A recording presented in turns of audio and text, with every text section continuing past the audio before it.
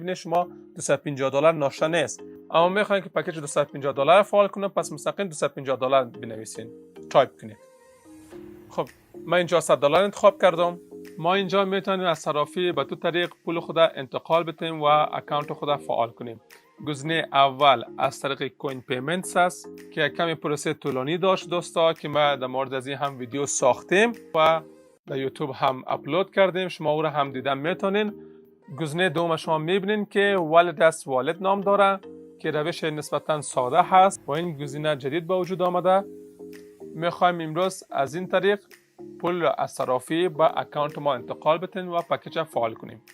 پس ما هم روی گزینه دوم والت است والت کلیک میکنم و اینجا روی سلکت پیمنت مود کلیک میکنیم و شما میتونید دوستا چندین ارز از اینجا روان کنین. از طریق ارز اتریوم میتونید فعال کنین، از طریق ارز بیت کوین میتونید فعال کنین، از طریق USDT تر میتونید فعال کنین و از طریق ترون هم میتونید فعال کنین. عزیزان دل، USDT تر که اینجا ذکر شده هست روی نتورک ERC20 هست. اینجا شما از طریق این نتورک میخواین پولتون انتقال بدین، فیس بیشتر میگیره. فیس مثلا بخاطر از اینکه فقط $100 بخواین انتقال بدین ممکن است مثلا فیس $20 $15 ازتون بگیره. پس رو انتخاب نکنین دوستا. ما گزینه آخر به نام ترون انتخاب میکنیم که هم ارزان است و هم ساده هست و زود هم به اکانت ما پول انتقال میکنه. از این طریق ما میخوایم پول ما را از صرافی به اکانت ما انتقال بدیم. پس امیر انتخاب میکنیم و روی Get Address and Deposit کلیک میکنیم. خب صفحه جدیدی که برای ما باز میشه، آدرس اینجا به ما داده میشه که از طریق از این آدرس میتونم از صرافی به اکانت پول روان کنم و اینجا با من ذکر شده دوستا که 1876 ترون شما نیاز دارین که اینجا دپوزیت کنین، اینجا از صرافی روان کنین که بتونین پکیج $100 را فعال کنین. کمی 1876 ترون نظر به قیمت امروزی $100 میشه. اما شما نیاز دارین دوستا 6-7 ترون بیشتر در نظر بگیرین، یعنی به صراف بگین که به $101 ترون در اکانت هم روان کنه. وقتی او $101 ترون به شما روان میکنه 6-7 ترون بیشتر روان میشه و شما میتونین که اکانت $100 تونه فعال کنین. چون شما که $101 روان میکنین $0.5 یا 80 سنت فیس ترانسفر کٹ میشه و تقریبا $100 براتون میرسه. اگر شما به صراف بگین که فیکس $100 به ما ترون روان کنین، او زمان ممکن است به شما $99.5 در اکانتتون روان شود و شما نمیتونید با $99.5 پکیج $100 را فعال کنین. پس نیاز است و لازمی هست که $101 ترون خریداری کرده، یعنی از این مقدار 6-7 ترون بیشتر به صراف بگین روان کنه.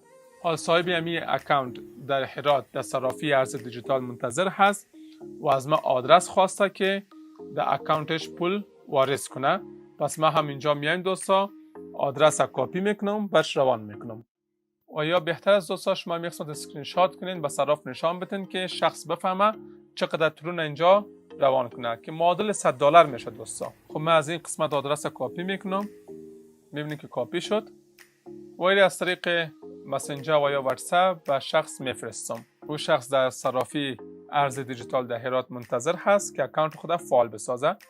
اما ما برش گفتیم که $101 ترون خریداری کو و در این آدرس روان کن، چون $0.5 ترانزکشن فی و یا ترانسفر فی میگیره.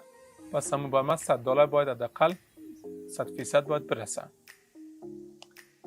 و شما منتظر میشین که صراف بگه که پول روان شد و یا ترون روان شد.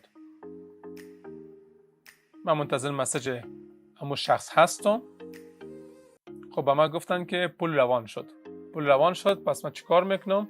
روی گزینه امان ترانسفر کلیک میکنم، رسیدیم به مرحله 4 و از اینجا مستقیم میرین روی داشبورد کلیک میکنین دوستان. و یا هم میتونین از اکانتتون لاگ آف شوین و بعد 5 دقیقه لاگین شوین، دوباره همین صفحه براتون باز میشه و شما میبینین که پول در حسابتون آمده است. و قسمی که شما میبینین اینجا پول رسیده هست، در کش والت ما هست $100.41 است. چون خود شخص ما گفته بودم که $101 روان کنه و او $101 روان کرد که 60 سنت از ترانزکشن فی یا ترانسفر فی گرفته شده و از $100.41 در اکانت رسیده است. حال من میتونم که پکیج فعال کنم. پس میام روی پکیج کلیک میکنم. چون ما در اکانت خودم $100 دارم، پس من میتونم که $50 هم انتخاب کنم، $100 هم انتخاب کنم. اما ما پکیج $100 انتخاب میکنیم. پس روی پرچیز کلیک میکنم. منتظر میشیم اما لادینگ تکمیل شود. بعد میایم روی پالیسی شرکت کلیک میکنیم. یک قسمت باید فعال بسازیم و روی کانفرم پرچیز کلیک میکنم. همه کلیک کردم. روی گزینه کلوز کلیک میکنم و روی داشبورد میرم. میبینم که پکیج $100 بر من فعال شده هست. اینجا میبینید پکیج $100 بر من فعال شده و $0.41 در کش والت باقی مانده است.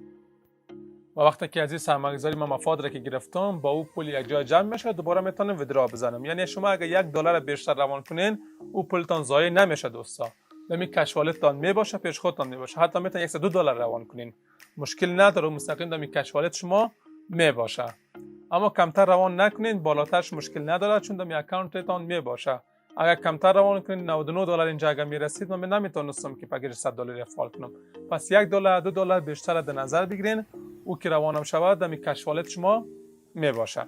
و این بود دوستان نحوه انتقال پول از صرافی به اکانت و فعال ساختن پکیج. یعنی شما دیدین که خود شخص کسی که میخواست اکانت خود فعال کنه در هرات در صرافی ارز دیجیتال منتظر بود. بر من گفت که می آدرس بر من بفرستین لیدر که من پول در اکانت خود روان کنم و پکیج $100 انتخاب کنم. پس من هم آمدم هم ویدیو براتون ساختم دوستا که برای دیگران هم یک راهنمایی شده باشه. دیدین که خیلی ساده بود. و اینکه چگونه رجیستریشن میشه، چگونه شما ثبت نام میکنین، این رقم خود شخص که کسی که شما را اینجا دعوت کرده با شما اطلاعات داده او براتون اکانت فعال میکنه، اکانت براتون ثبت نام میکنه. اما اینکه چگونه شما پولتان در اکانتتان روان کنین و پکیج فعال کنین این هم به شما راهنمایی کردم. بدون کمک به کسی شما میتونید کار خودتان انجام بدین. در صرافی برین، این مراحل انجام بدین و آدرس به صراف بدین، اونا مستقیم پول براتون روان میکنن و همیشه $1 بالاتر در نظر بگیرید.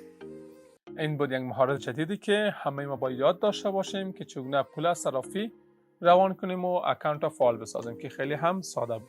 این بود ویدیو امروزی ما دوستا. امید است که کمکی برایتان کرده باشد. تا دیدار بعد، الله نگهدار.